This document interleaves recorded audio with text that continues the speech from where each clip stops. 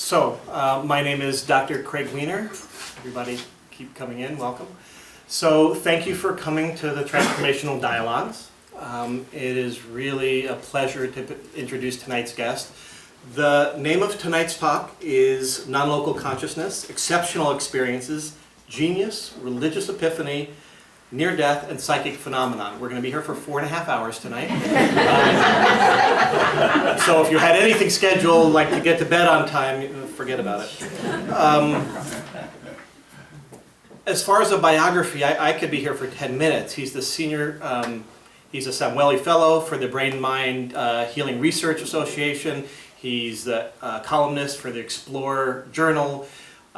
He's certainly the editor of the Schwartz Report. How many people get the Schwartz Report? It's an amazing publication.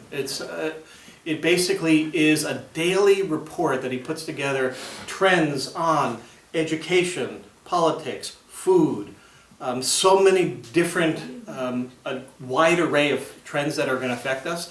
It's absolutely free. It's just by donation, basically, to help support its ongoing daily. I don't know how he does it, but he does. And every day I look forward to them. Or they build up and I read them all at once on Sunday. It's like my Sunday paper digitally.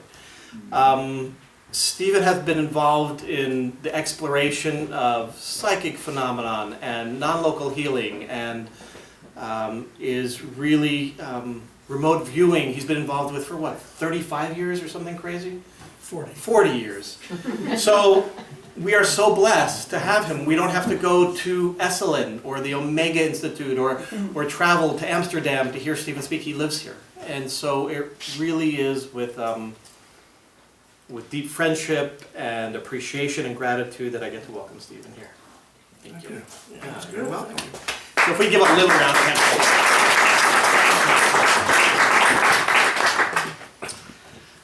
Oh, this is hard to even know where to start with a title like that. But here's what I approached Stephan with. I said, this year what I'd like to focus on is the extraordinary.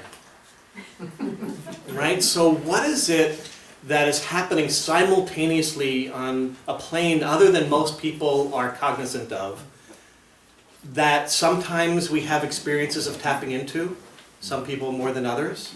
Some might think it's by luck. Some might think it's by practice. And so we're just going to explore that other realm on different levels.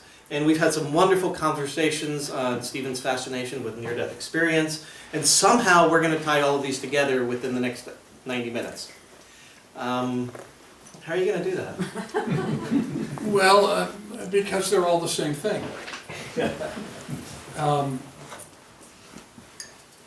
200 years of materialist reductionism in science, and I'm a scientist, has not been able to answer the hard question, what is consciousness? For the last century, really, maybe a little longer, since Descartes, I don't know, you can frame it in a lot of ways, since the idea of the ghost in the machine. Most of science has been split between what people call dualism or Unitarianism, not Unitarianism, the church. The idea that the mind and the body are either separate things or that the body produces consciousness. And the prevailing paradigm in our culture is that consciousness is a result of physiological processes, and that consciousness is resident in your neuroanatomy. It's all within your body, and the worldview that produces what Thomas Kuhn at the Princeton Center for Advanced Studies would call a paradigm, is that each consciousness is independent and unconnected to the others, that consciousness is the result of physiological processes, that consciousness is limited by space-time, which flows from it being entirely a physical process. And that worldview has really been the prevailing worldview for most of science for all of our lifetimes. But what's happening is that in disciplines as widely ranging as physics or biology or medicine, psychology, parapsychology, that the research, even when it's done by people who are deeply committed to the materialist paradigm, has been confronting the fact that the data is telling us something else is going on. And that there is an emerging paradigm that is beginning to come out. It is still not the dominant paradigm, but it is the trend. And you can see it in a number of disciplines. It's in the neurosciences. You can see it in fields that didn't even exist 10 years ago, like quantum biology or resuscitation medicine. You can see it in the data that is produced by people who do, researchers who do non-local consciousness research. There are now 6 paradigms, six protocols. A protocol is basically a scientific ritual. I mean, that upsets people to say that, but it's the truth. And these 6 paradigms, remote viewing, the ability to describe persons, places, or events from which you are separated by reason of time or space or both, that you could not have access to information about based on normal physiological senses. Something called the Ganzfeld protocol, which is basically a kind of remote viewing only under conditions of sensory deprivation. A protocol called presentment, which I will say more about, particularly because it has social implications, in which research shows that just prior to receiving stimulus, a bright light, a picture, a sound, just before it happens, your physiology accommodates for it. Your eyes dilate, the part of the brain that is associated with audio awareness begins to activate. Or in a broader context, something called that began at Princeton called the Global Consciousness Project, done by a psychologist named Roger Nelson, which shows that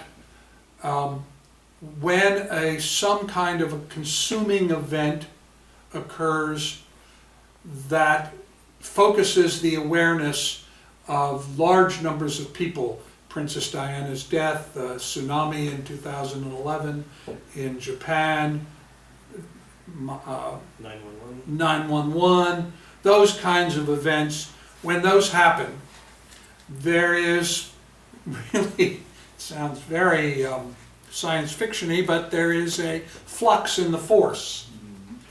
What Roger's done is he has random number generators that are scattered all over the planet.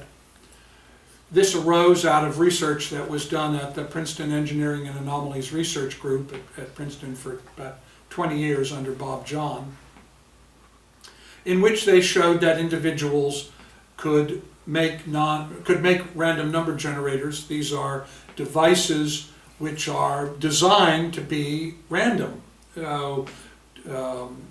Nuclear isotopes emitting particles or complicated electronic algorithms, that kind of thing. They're very carefully designed to be random. That's their whole function. And what they found was that people could change this. And Roger asked the question, well, if that happens at the individual level, could it happen also at the societal level? And so he strung these random number generators all over the planet and wired them all together in a matrix. And lo and behold, when these large, numinous, highly emotionally engaging events occur, these things go non-random.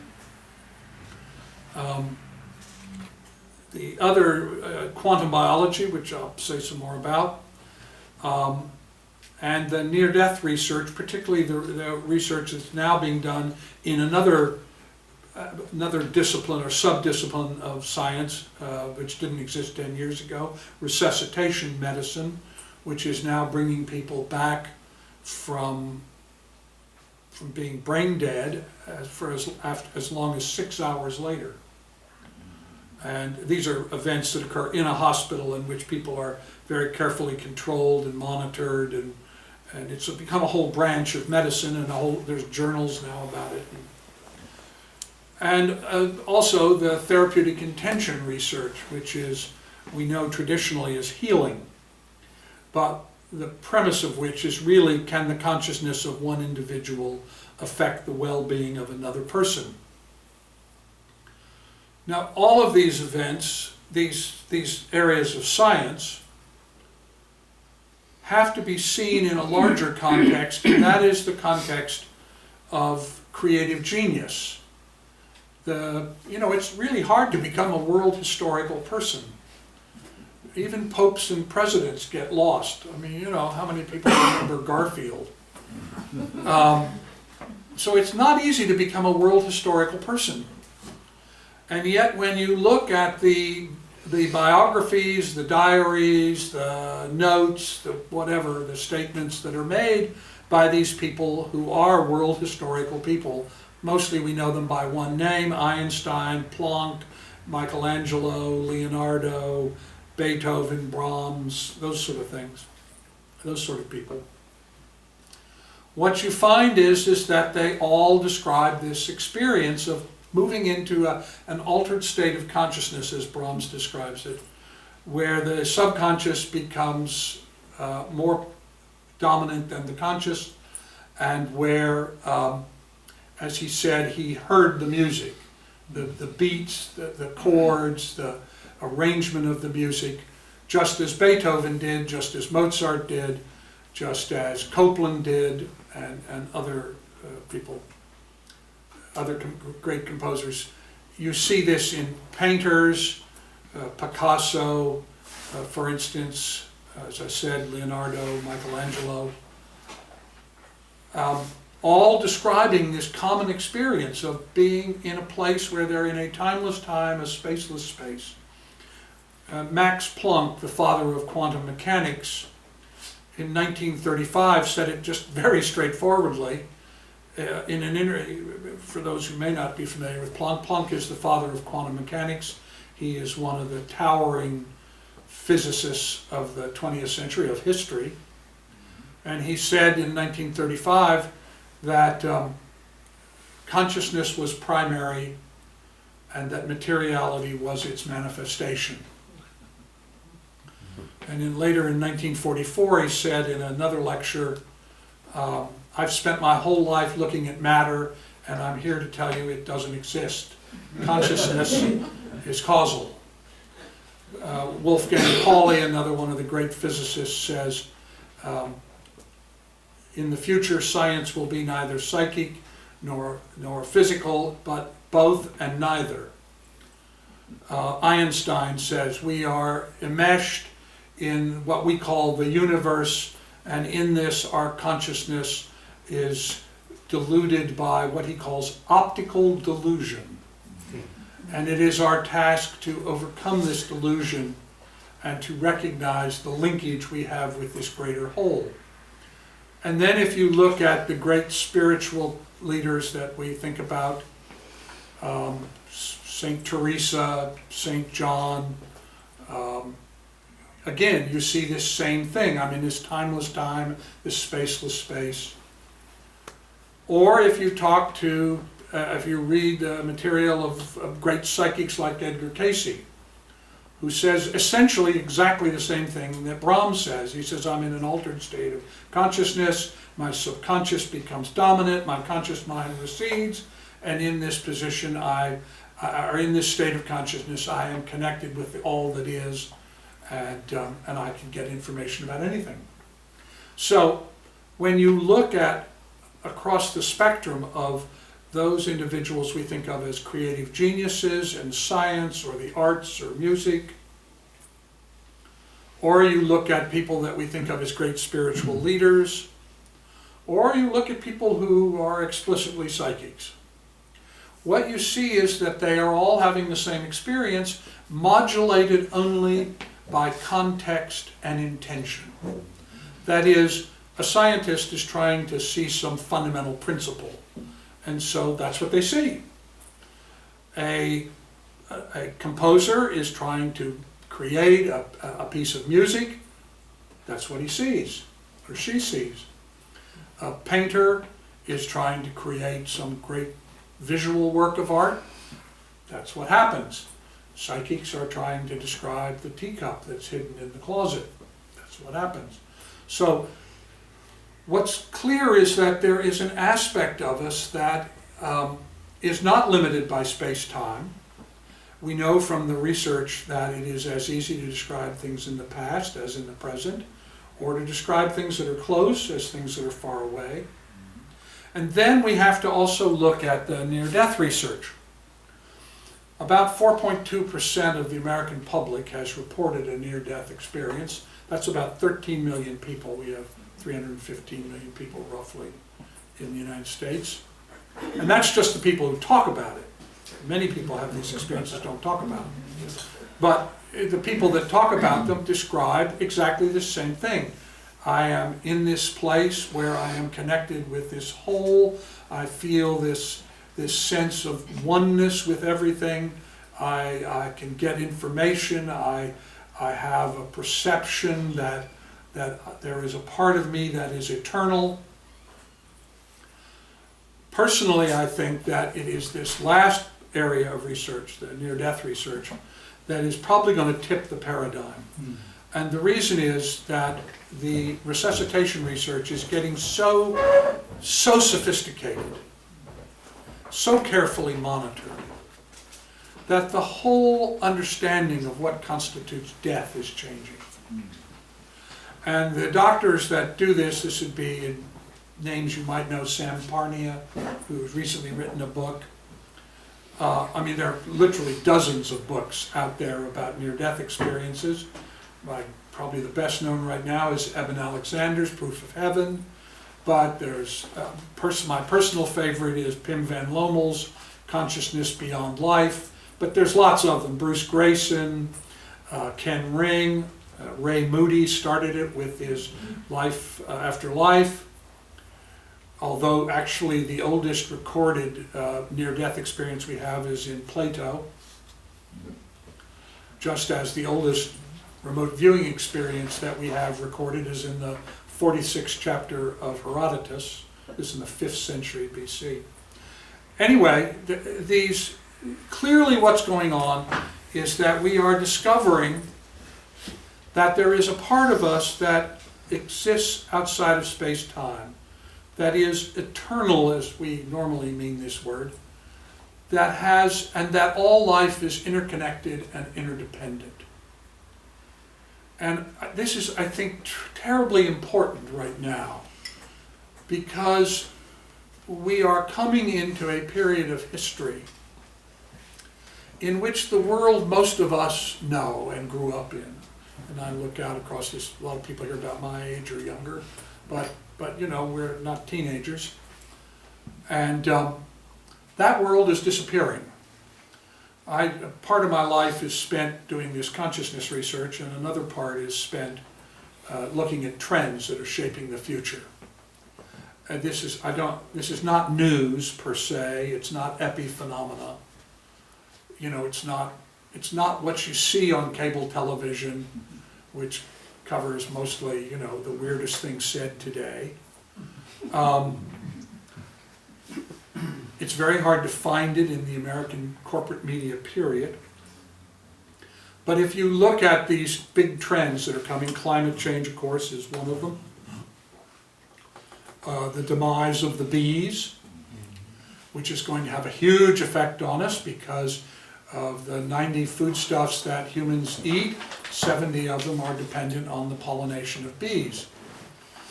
The demise of pharmaceutical medicine, which is occurring because of the overuse of antibiotics in industrial animal husbandry and agriculture. And as a result of this overuse of antibiotics, the bugs mutate, and they doesn't kill them all, and they mutate, and we are now here seeing the rise of the superbug, which is these things. C. diff is one that you may be familiar with, but there are a number of them, staph infections of various kinds, which simply don't respond. Tuberculosis, there's a new kind of tuberculosis that simply don't respond to antibiotic pharmaceuticals. And you don't hear about this, but this is a very, very real trend. The failure of our healthcare system. We're now, according to the World Health Organization, 37th, and for instance, a child born in North Carolina has less of a chance of surviving birth and the immediate period thereafter than a child born in Botswana.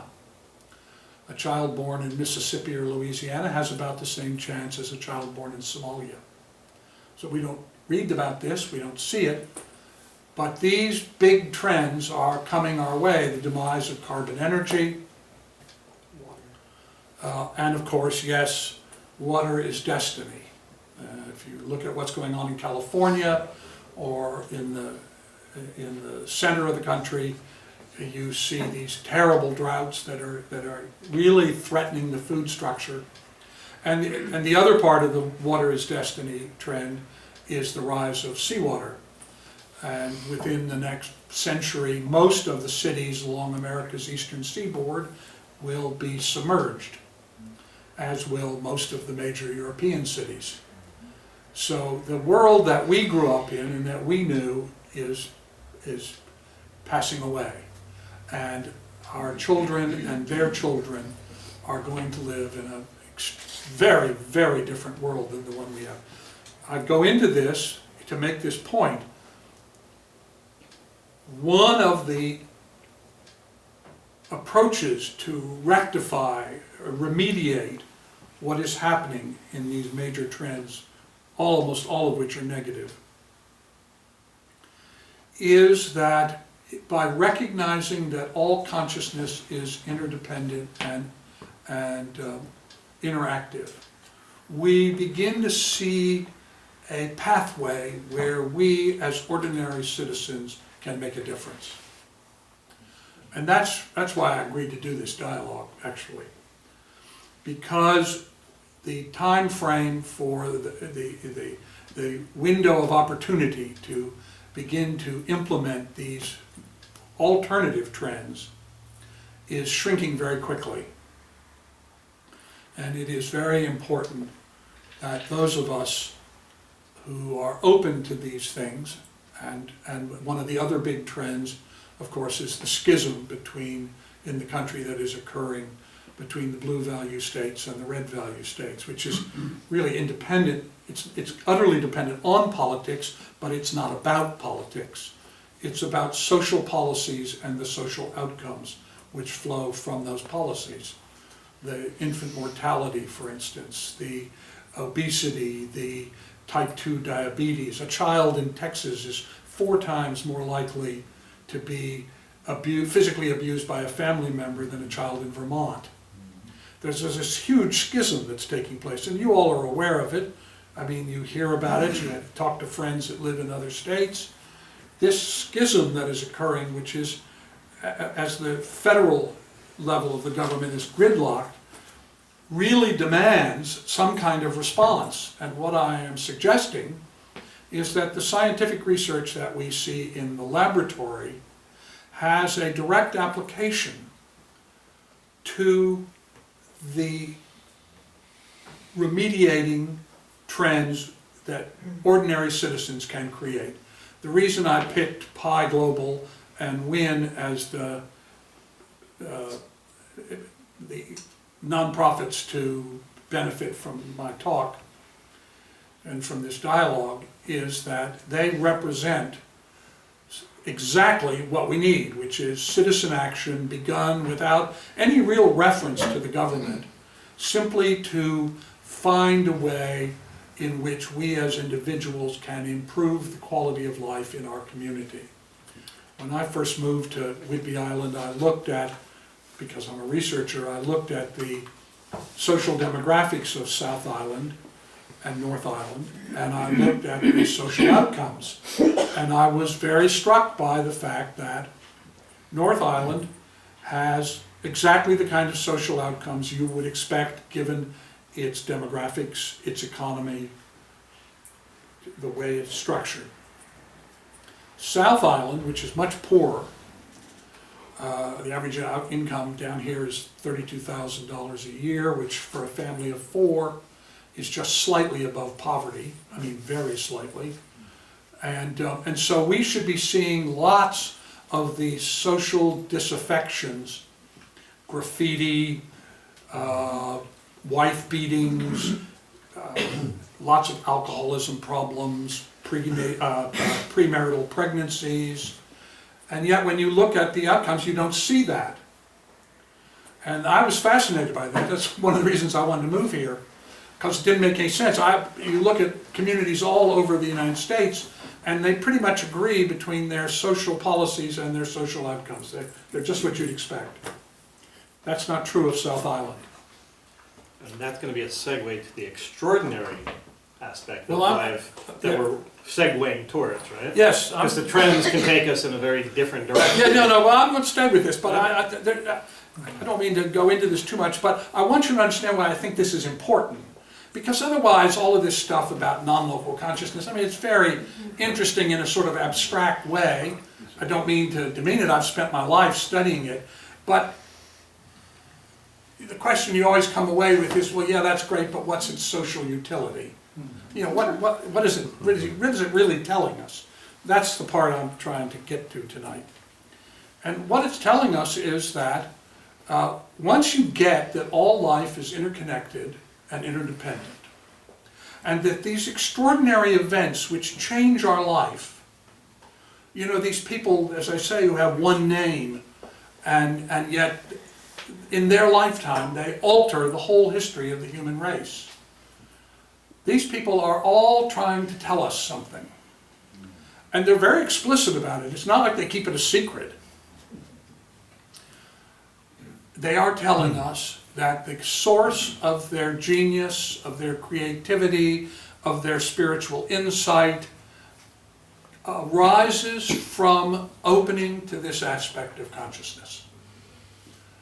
That's the key to the whole thing. If I could wave a magic wand and get anything I wanted, the thing that I would ask for is that we teach all children to begin meditating in a non-sectarian way when they learn the Pledge of Allegiance, and that we maintain it as a life practice throughout our schools and that businesses allow for it.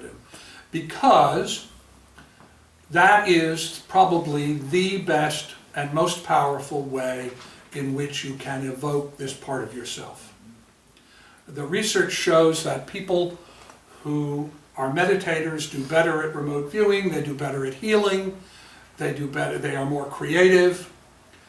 As little as 11 hours cumulative of meditation will increase your IQ, it will change the structure of your brain in significant ways. You will sleep better, you will be more creative in your work, you'll be more tolerant of irritations and frustrations, you'll have a better sex life, your memory will improve, your blood pressure will drop.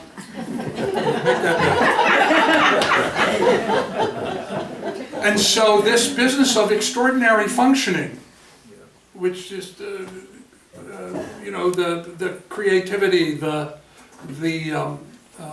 spiritual epiphanies, the psychic functioning, all of this is one experience, modulated by context and intention. And so there isn't a way to do this. More than that, what we are now discovering is that the ancient spiritual traditions, Buddhism, Taoism, Shintoism, that these ancient spiritual traditions and the rituals that they develop to open to this part of ourselves are like scientific protocols. And that they are saying the same thing, they're simply saying it using a different language.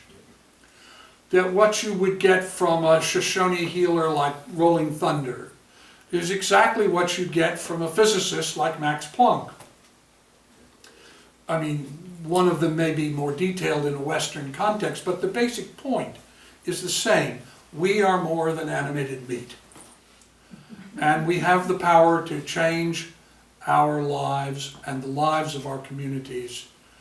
It is not necessary to be powerful as an individual. It is not necessary to be rich. It isn't necessary to be a genius. What is necessary is that you begin to make different small choices. That you choose that which is compassionate and life-affirming. If you are faced with a choice, and if I don't give you anything else tonight that you take away, these two things are important. Develop the daily practice of meditation, however you do it. I have done CDs on this. I will give Craig a paper, he's probably got it, a paper I wrote on how to do this based on the actual research, but if you don't like my way, find another way. It doesn't make any difference. It is that you spend about 20 minutes a day, that's all it takes, developing focused, intentioned awareness. Because the key to opening to the non-local aspect of your consciousness, the source of creativity, the source of insight, lies in being able to sustain in focused, intentioned awareness. That's one thing. And the other thing I would leave you with is that if everybody in this room got up from this dialogue and said, from now on, every decision that I make, I will ask myself, is this compassionate and life-affirming? And if I can't say yes, I won't do it. However seductive it may seem, however profitable it may seem. If I cannot say yes to, is this compassionate and life-affirming, I won't do it. If the people in this room would do that, we could change the world. I'm not kidding. I'm doing a lot of research now on this social aspect of these extraordinary awareness. And what you find out is that little organizations like WIN or Pi Global, you just take Pi Global for a minute, you know, they deal with teenagers, and mostly teenagers in distressed circumstances. Either they come from impoverished countries or they have restricted options. And they give them these techniques for opening to this part of themselves. And they do so as a goal, but without a cherished outcome. And so they don't know how it's going to come out. They simply create the environment in which it can occur. The people that you touch, we know from research that just going into your dry cleaners and smiling and saying, thanks so much, that's a really nice job, that will affect 6 people. Happiness spreads like a virus through a society. And the carriers are the people who wake up. And so what I'm trying to do is infect you all with this concept, because we can make change. Now, I can go into great detail about the specifics of these extraordinary experiences, and I'm sure Craig's got lots of questions for me. But that's really that's why I'm here tonight, that's what I'm trying to say. We have the power to make change. And there is a desperate need that we do so. That's it. Okay, so you got questions, I'm sure. I do. So, it's lovely just because I had a similar conversation, thanks to you, with Larry Dossey when I got to interview Larry, and another amazing book is his book, One Mind. Why there's a greater consciousness and why it matters, and basically how we're all connected, very much paralleling Stephen's point of view and what he spoke. So I'd like to speak to that part of, okay, if we have this same connection to a greater consciousness that shows up, like you said in the title, religious epiphany, awakening a feeling of connection with near-death experience, awakening of connection within a healing context. Do you think that it has ebbed and flowed through history? Is it a time that it seems to be resurrecting, as for example, as you say, meditation science is just enormous right now, it's everywhere. Does it seem like this kind of greater consciousness awakens through periods in your perception? Have you That's seen a that? really interesting question. I just made it up. Well, actually, there's some very interesting research that addresses that. A young German researcher named Suthbert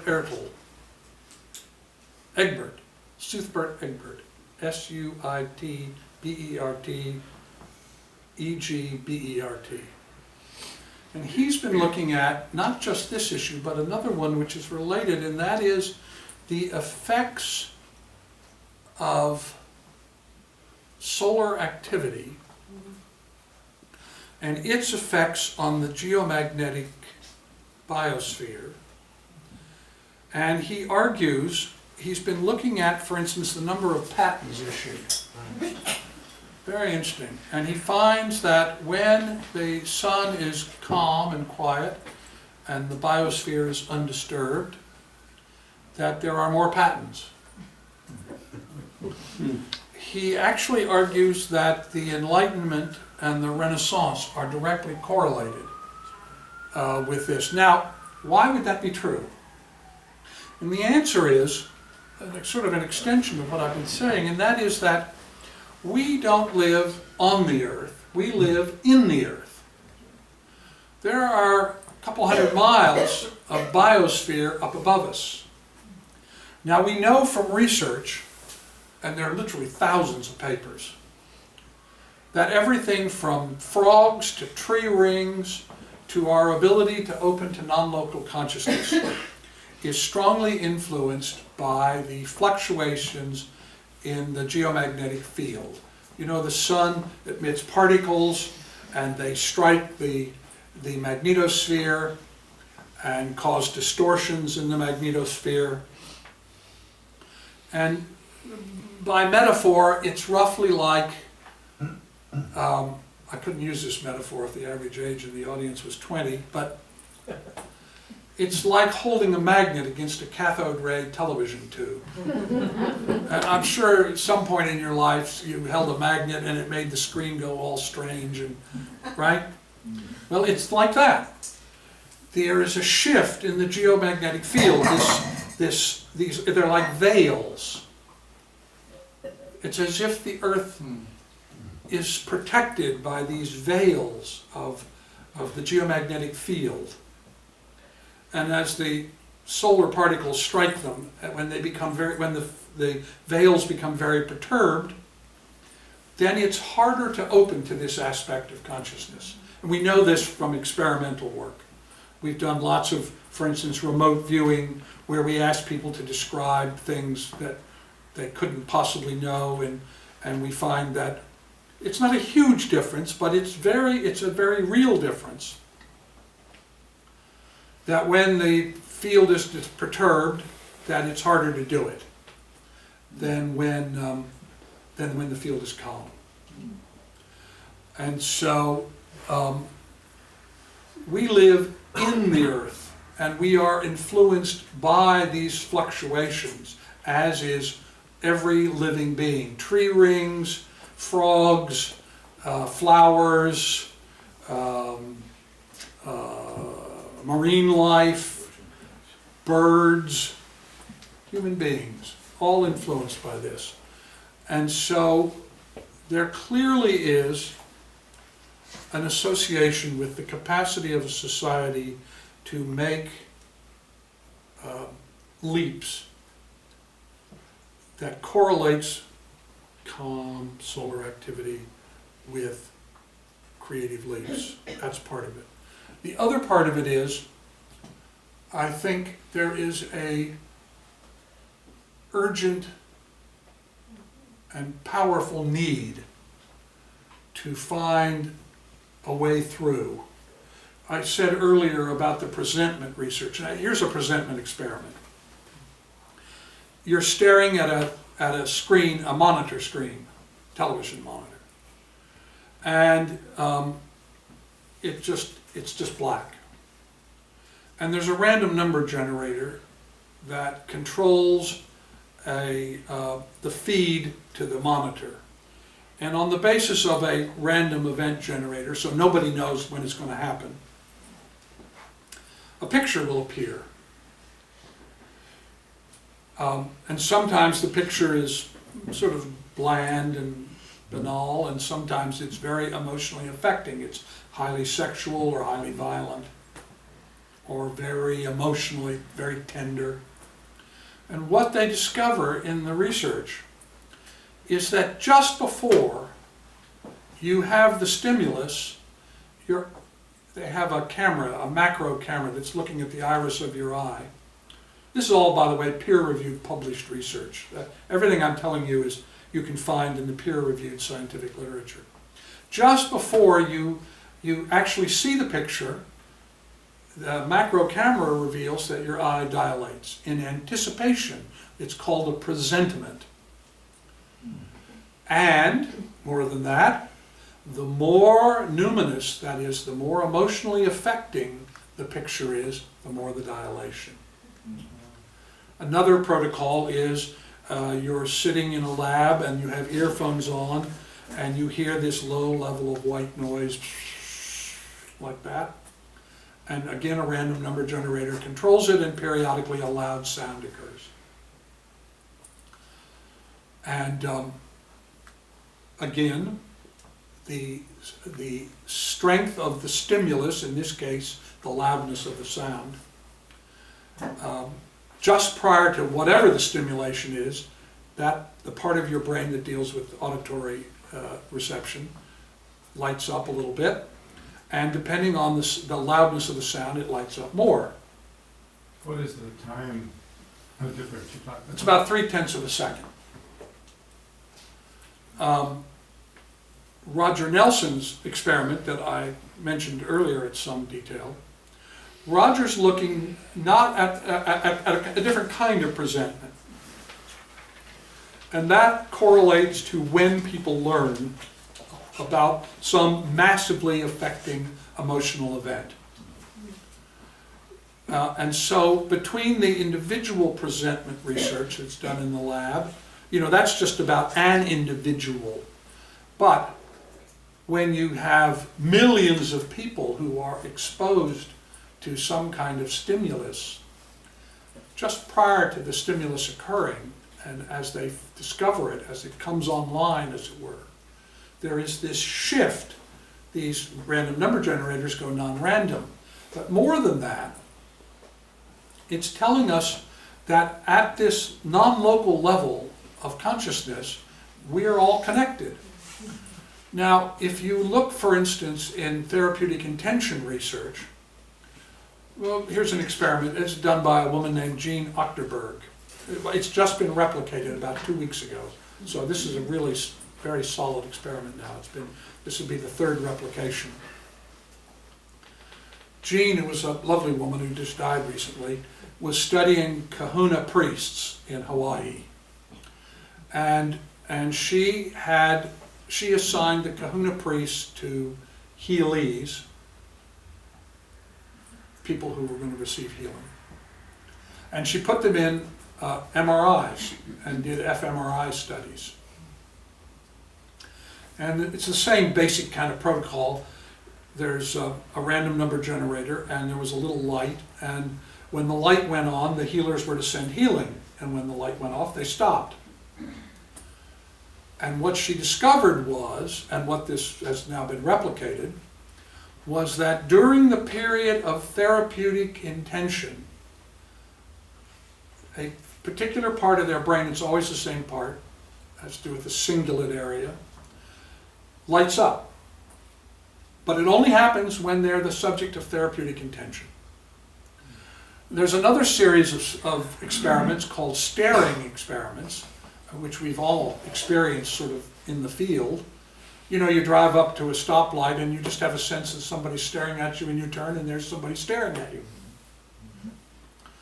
Well, in the staring experiments that were begun by a guy named William Browd, William had one person sitting in a room with a television monitor that was just had white noise, you know, just this sort of noise, visual. And then periodically, that was hooked up to a video camera in another room, and when the random number generator told somebody to stare at your picture, and only when they stared at your picture, there was a change in your brain function. That is, you were aware you were being stared at. And these, by the way, I need to say something about these experiments. It's not just that they're published in the peer-reviewed literature. These protocols have now been replicated in the tens of thousands of times. I mean, in remote viewing and therapeutic intention, which are my special areas, I mean, in remote viewing, there are millions of remote viewing sessions. I tested 23,000 people, so, I mean, there are just literally millions of these experiments. The probability that these experiments are happening by chance is better than 1 in a billion. In fact, in some cases, Roger's experiment, it's better than 1 in 100 billion. Now, to give you a sense of the probability is better than, or yeah, less than? that it would happen by chance. Okay. The probability that this is happening by chance is 1 in a billion. 1 in 20 is the level of significance. To give you a context for that, the Higgs boson particle that was just recently discovered was pronounced to be real on the basis of 1 in 300 million. So these are better than 1 in a billion results. So although the effect is not huge, that is, the individual effect of a given experiment is not huge, and to give you a context of that, it is still larger than you would expect.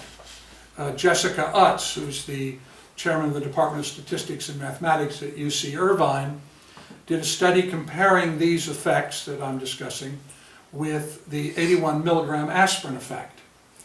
And I suspect most of the men in this room probably most of us are taking 81 milligram aspirins, right? I take one, you take one, right? Most of us do. It's a ironclad part of cardiovascular therapies in the United States. Take these 81 milligram, these child aspirins. Actually, the effect of the aspirin is much smaller than the effect of these experiments. They are much more, it's a much larger effect size. That is, it happens more frequently, it has a bigger effect on more individuals. So there's so much misinformation about this extraordinary performance stuff that you're constantly reading in the papers about the denier stuff, that it's very hard to get the actual data. But the actual data, when you look at it, is that every one of these protocols has better than 1 in a billion, that it's not happening by chance. So here's the thing that I always find fascinating, is on one hand we think, the perception, is that if science shows it to be true, then it's accepted. the illusion. And it is, the paradigm is that way, that when research shows some things to be true, we accept it, and I know you more than anybody knows that that's false. Well, So when you speak to, for example, the resuscitation paradigm that we're starting to see in resuscitation medicine, being the way, why would you expect that, given all the research and the thousands of studies that we have that show psychic phenomenon, remote viewing phenomenon, presentiment, and all the other things we're talking about, therapeutic intention, why do you think that the near-death work may shift the tide for acceptance, that may open this science finally being looked at with a balanced point of view? also a good question. Well, the reason I think the near-death research is going to be the one that tips it is that it's a personal experience that's not abstract. You know, if I ask you to describe where Craig is going to be in an hour, and you do that, and I can tell you that if I ask everybody in this audience to describe in detail, where Craig was going to be in an hour, and describe if he was inside or outside, and what the room looked like, and what colors were there, and what was being said, and you'd be able to do it. About 12% of you would do very well, and another 12% would do pretty well, and about 12% wouldn't get it on any given experiment. Now, they might get it another time, so those things seem abstract to people. But as you know, if you've ever talked to somebody who's had a near-death experience, just out of curiosity, how many people in this room have had a near-death experience? Anybody? Oh my goodness gracious. You see, when I tell you that over 13 million people in the United States have it, you can see that those experiences are very powerful, and the people who talk about them to their friends and family, that's very compelling testimony. Also, the fact that it is occurring, particularly the new near-death work. The original near-death work was about getting stories from people who had had experiences in the past. Those are retrospective studies. The new studies are prospective studies. That is, they occur mostly in hospitals when you are under careful monitoring. And by monitoring, I don't just mean brain waves. It is much more sophisticated than that. They're looking at blood gases and all sorts of things. These prospective studies occur when people are in a hospital setting, everything is controlled, they know exactly what's going on in your body, and yet when you come back, you report. Pim van Lommel's favorite story that he told me is they brought a guy back, and then they ask people, when they bring them back, what happened? Well, a lot of people say nothing happened, but a significant number of them say things like this man. He said, well, you know, I got out of my body, and I was kind of looking around, and nobody seemed to be able to hear me or pay any attention to me, and I realized I didn't have my teeth. So I went down the hall to my hospital room to get my teeth, and there was a nurse, and he describes the nurse, and she was taking the teeth and putting them in a box and putting them on a shelf in the nurse's station. Now that's a timed, stamped event. That is, they know exactly when this happened. The nurse makes a log of it. And so they could exactly correlate that this man had no brain activity, and yet he was able to describe, like a remote viewer, in great detail, something that was happening while he was clinically dead. And the prospective studies, and particularly the prospective studies with this new resuscitation technology, where the time in which people are out expands. 6 hours is not a number I pulled out of my hat. It's actually based on a couple of studies that were done, and I understand, I have not read the paper yet, but I understand they're now up to 8 hours. So as long as they keep you, they keep your heart going, and they lower your temperature, but they keep your blood moving and everything, and they bring you back. And when they bring these people back, they tell these, not all of them, but many of them tell these stories, which can be time-stamped. And I think that becomes so dramatically overpowering that that's what's going to tip it, much more than an abstraction like, well, a study that I did, for instance, in which I had healers do healing, and while they were doing the healing, we had little sealed vials of water, very special water that was made of extreme purity, made out of the gases. A 5-minute bottle, a 10-minute bottle, a 15-minute bottle. And we found that when they were doing the healing, they changed the molecular structure of the water. Now that for me was very dramatic. I was really very dramatic. But for most people that's, you know, you used infrared spectrophotometry, what's that? And it changed what? A certain wave number? Very hard to get. That's a different story then. I went down the hall to get my teeth. So I think what's happening is that this research is piling up. What's interesting about it is that, you know, science is not a thing. It's really a series of silos in which, if you read the literature, physicians don't quote physicists, don't cite physicists very often. Physicists don't cite physicians. Physicians don't... More and more though. Huh? They are more and more though. They don't cite biologists. Each of these disciplines is developing its own literature on this subject. But when you look across sort of the meta view of it, what you find out is that these people are all independently coming to the same conclusions.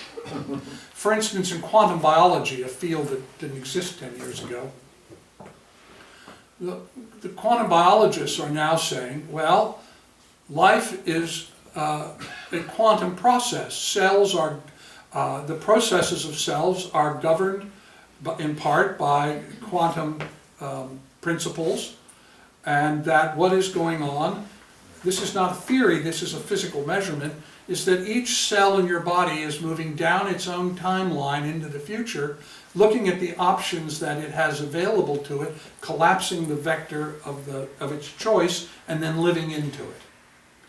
And so literally every cell in your body is involved in this process. These silos are beginning to connect at the top.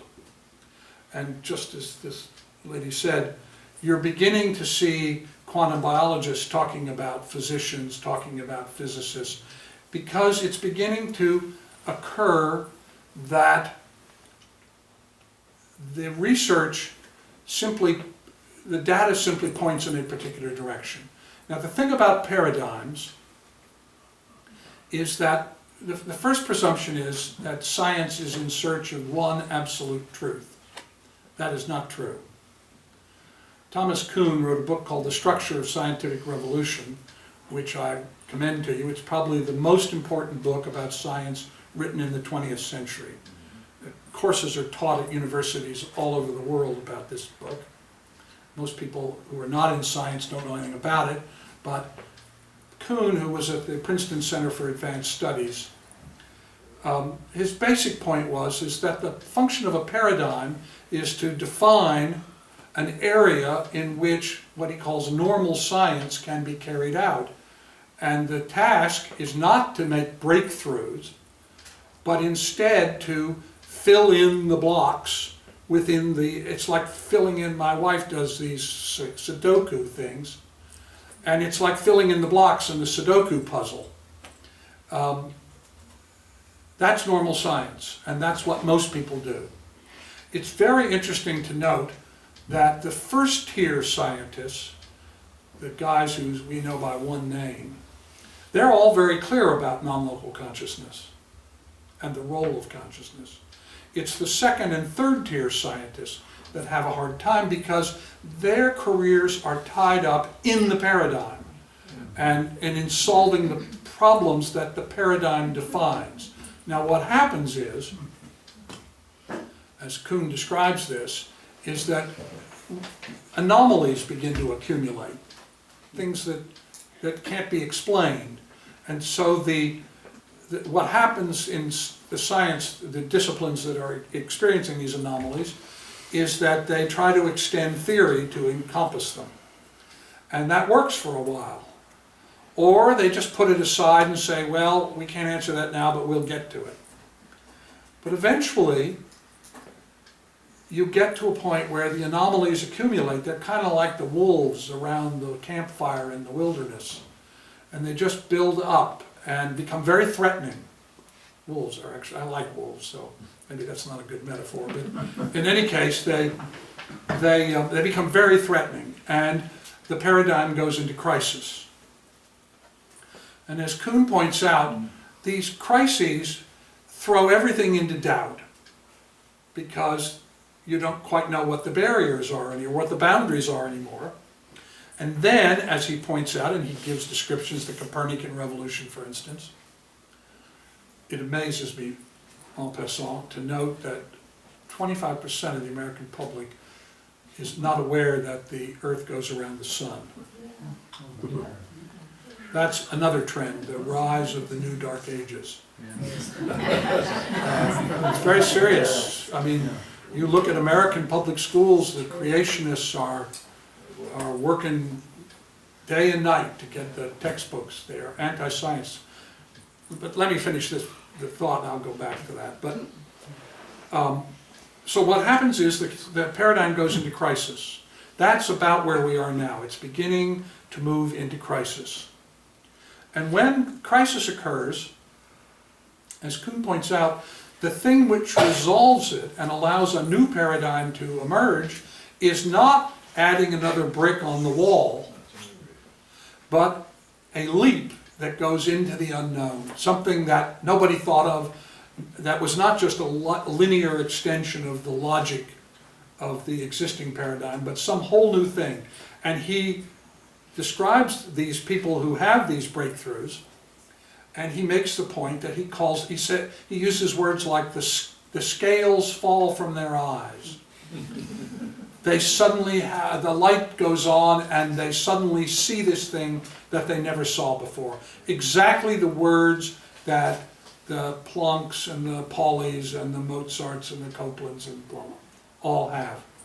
So we're at a point where the crisis is beginning to build up because the research simply cannot encompass materialism as a paradigm, is unable to encompass the phenomena that are observed. And that's something that's going to happen in most of our lifetimes, I think. So when you bring it back, the enigma that I love about any discussion with you is, I don't want to say where science and non-science meet, because that doesn't quite get it. But it's almost like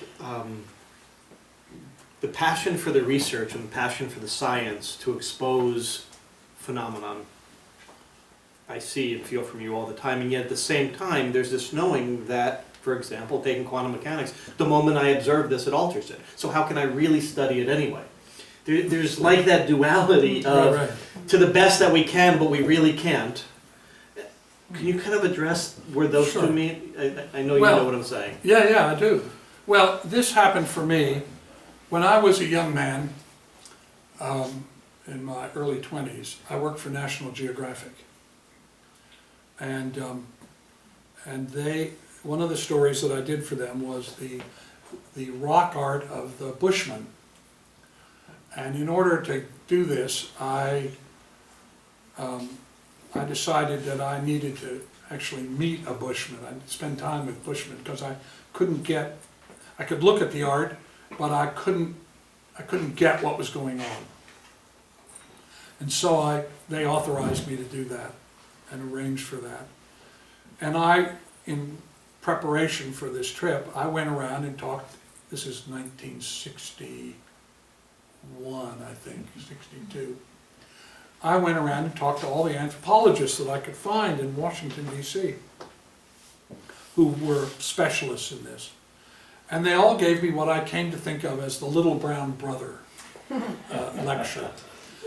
These people are primitives, they have no sense of property, they're just very primitive, they have no sense of time, they live in these little family groups,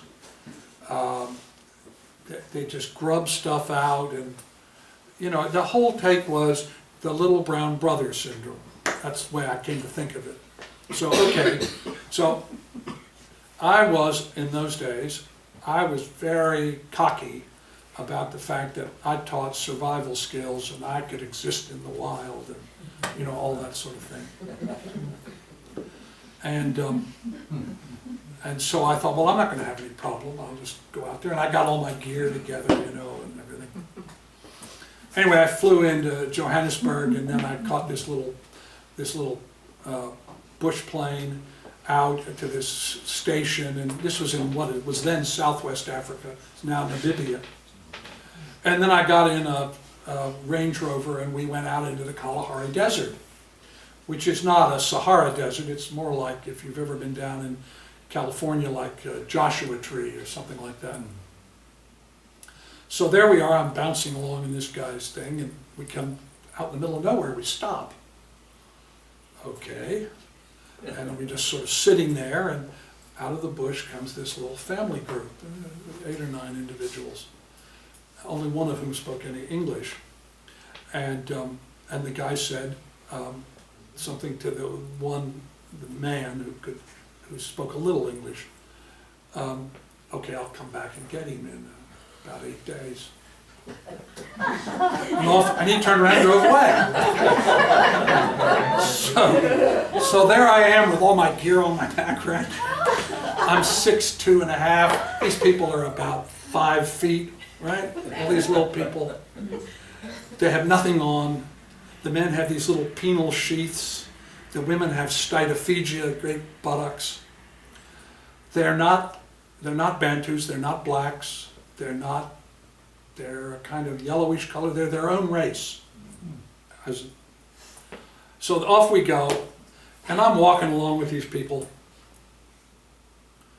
and within an hour I knew that it was a great courtesy for them to take me because I was such a klutz that I was literally endangering their lives. I was a buffalo in a tea shop. Anyway, we go along, and about the 3rd day, you know, I'm getting really hungry, and I brought food because I had read that they eat grubs and things, and you know, eating beetles is just not on my list. I know I watch Anthony Bourdain, you know, he'll eat anything. But I draw the line at beetles.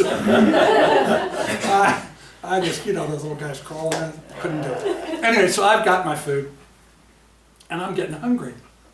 And I look at my watch, and this John, and they have a click language like that, and he says to me, "That is a beautiful slave bracelet." I said, "Oh no, that's not a, oh my God."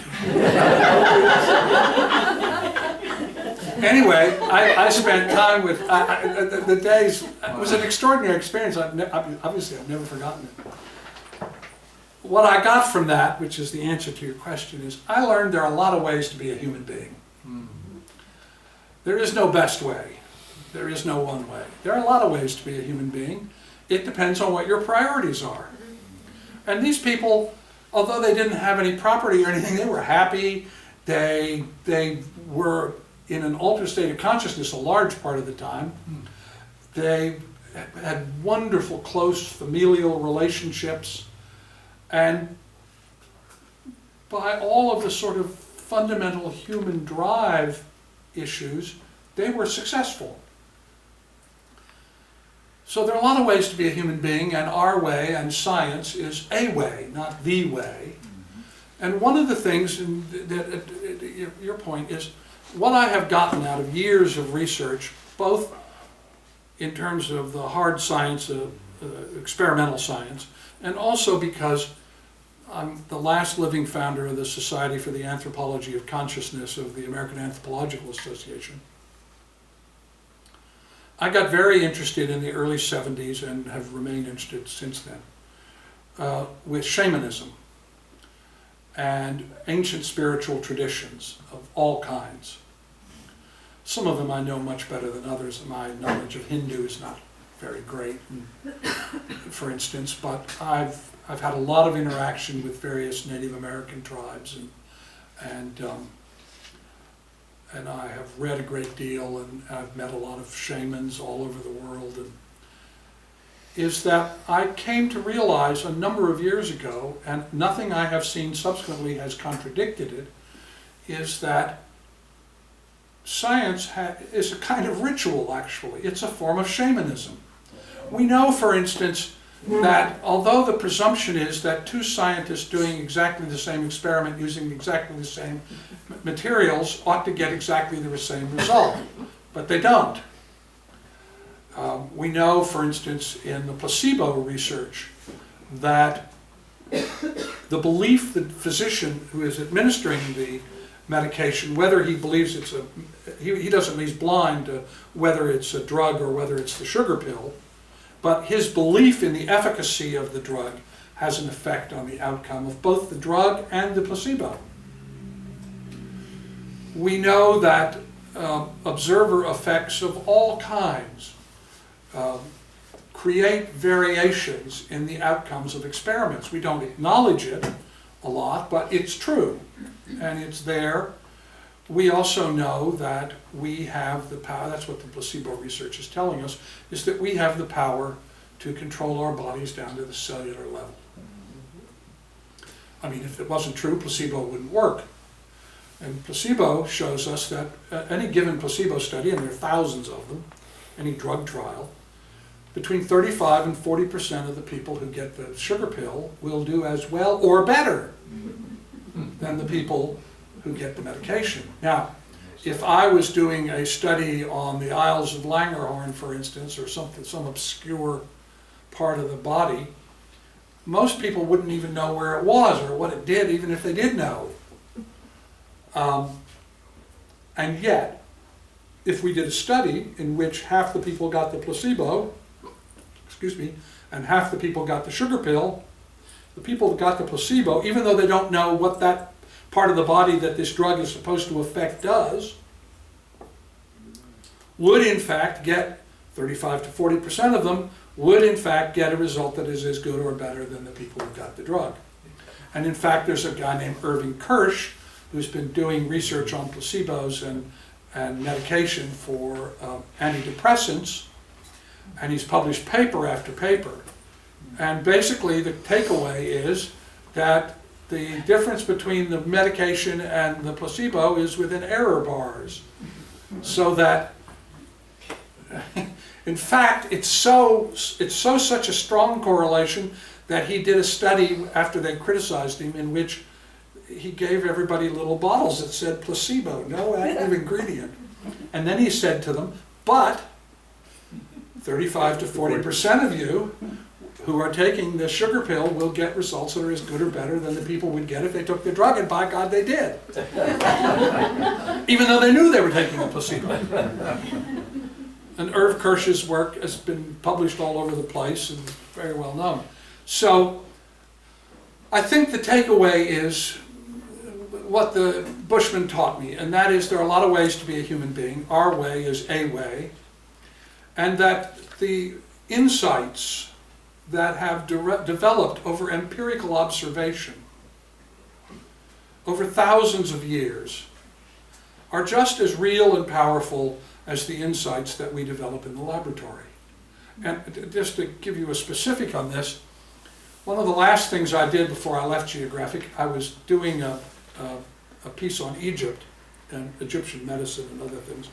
And I got these three papyri, the Ebers, Smith, and Kuhn papyri, which are very famous medical papyri that were found and were translated at the early decades of the 20th century. And in the book that I was reading up at the Library of Congress, reading about these papyri, it said, there was a sentence and it said, if you want to know if a woman is pregnant, have her urinate on a flaxen bag with wheat and barley in it. And if the seeds germinate, she's pregnant, and if more barley seeds than wheat, it's going to be a girl, and more wheat than barley, it'll be a boy. And the commentary by the archaeologist was, this is a typical example of magical thinking that arose in the Egyptian, blah, blah, blah, right? And I read this, and I thought, no. Nobody would write that who didn't have a direct knowledge about it. You wouldn't make it up. And so I went looking in medical literature. And if you read the medical literature, the Western medical literature, prior to the development of broad-spectrum antibiotics, you get all this holistic stuff that was going on. Before they discovered antibiotics, they were looking at hot springs and manipulation and massage and oils, all sorts of things. Anyway, so I'm down at the National Medical Library, and I'm looking for this stuff to see if I can find it. And I find this paper, and I'll probably get some of the labs mixed up. But anyway, the first paper I come across, if I remember correctly, is a Swiss paper. And it said we wanted to design a study that would see whether we could develop a pregnancy test. And so we thought, with the recent discovery by a group of Americans about a substance that's in the urine of pregnant women but not in non-pregnant women, we thought that that might affect the germination of seeds.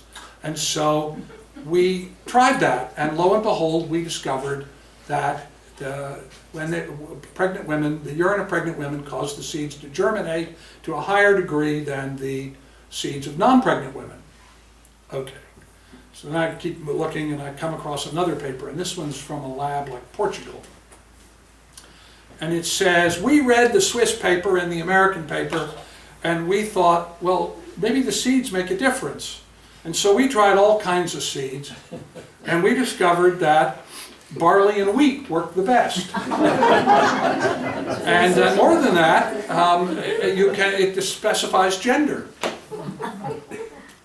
Keep looking. These are all papers published in the 30s, right? Late 20s, early 30s. And so then I keep going, and then I find another paper, which I think was Hungarian. And it said, you know, we read the Swiss paper and the Portuguese paper and the American paper, and we thought, well, this is very interesting, but it's awfully messy. And so maybe we could put the seeds in something, and that would help. And so we tried all kinds of bags made out of various things, and we discovered that flaxen bags are the best bags. And so what you have in a series of Western medical journals is confirmation of an empirical observation that developed 2,500 years earlier. More than that. There are lots of these stories. We need to respect indigenous knowledge, because things which are observed over thousands of years and passed down, particularly in cultures that operate on the basis of oral history, where they learn very carefully. You know, the founders, the Masons in the beginning, I don't know how many people here may be Masons, but the Masons make you memorize the rituals, word for word. And the reason is because they understood about oral traditions, that if you have to memorize it word for word and you have to get it letter perfect and you pass it on to the next generation, maybe a lot of the people in between, they don't understand what it means, but periodically somebody awakens to what that means. And oral traditions, one of the functions anthropologically of oral traditions is to pass down empirical observation, letter perfect, from generation to generation, because periodically somebody looks at it and says, oh my goodness, well if we did this, and then it gets altered slightly, and then it gets passed down that way. And in that way, indigenous peoples develop a corpus of scientific knowledge. And so we need to not be condescending to the indigenous peoples. We need to remember my experience of the Bushmen. That's a wonderful slave bracelet. And with that,